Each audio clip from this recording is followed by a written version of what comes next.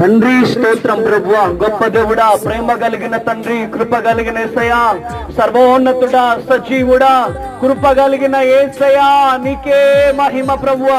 అయ్యా, ఈ గ్రామ ప్రజలు దీవించబడును గాక, ఈ గ్రామ ప్రజలు దీవించబడును గాక, ఈ గ్రామంలో ఉన్న పెద్దలు దీవించబడును గాక, గ్రామ పెద్ద మనుషులు దీవించబడును గాక, గ్రామంలో ఉన్న యవనస్తులు దీవించబడుదురు గాక ప్రభు. కృప కలుగును గాక, అనేక మంది తండ్రి గాక, కృప కలుగును గాక తండ్రి. ఈ గ్రామంపై సర్వోన్నతుని శక్తి ఈ బిడ్డలపై రిలీజ్ అవ్వను గాక.